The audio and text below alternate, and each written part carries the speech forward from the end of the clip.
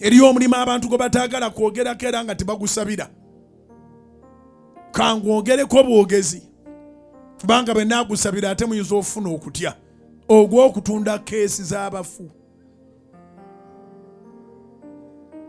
Wali ofiiriddwako naawe ne muziika omuntu onowulira ng'oli mumativu nti omuntu waziikiddwa mu kitiibwa.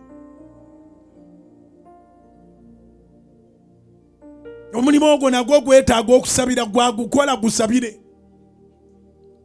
Si nti nno tufe. Musekera mu njiri bannange. Kati wali wabuuza nti bwe tuba tufudde n'atuteekamu nga tuli balamu. Buli atuusizza okuva mu nsi ng'addayo eri kitaffe agendere mu kitiibwa. Aliwaga nti njagala bwe ndiba ntuusiza banziike mu kitiibwa. Saagala mbwa kuyuzayuza mulambo gwange kuddaawo. Wanika omukono gw'obanga oba olifa oyagala bakuziike mu kitiibwa. Ate mwe twabakadde batidde okuwanika. Nze njagala bwe ndifa munziike mu kitiibwa.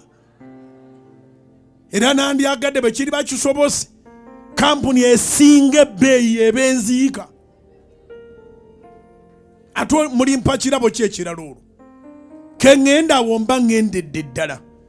Nolwekyo bwe mufiirwa omuntu ng'akasente weekali munoonye kampuni esinga ebbeeyi wadde tabiraba naye mumuweesa ekitiibwa kubanga bw'abaddewo abakoze bulungi. Kubira Mukama engalo ez'amaanyi.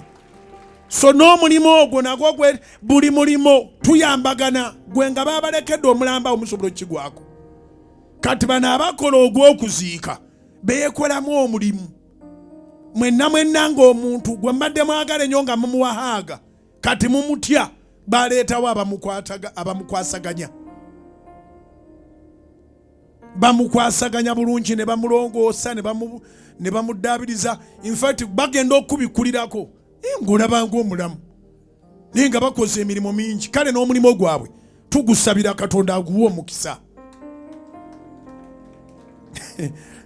Engalo ntono. Ekintu kyonna Katonda kyakuwadde okukola akuwadde buweereza bukole bulungi.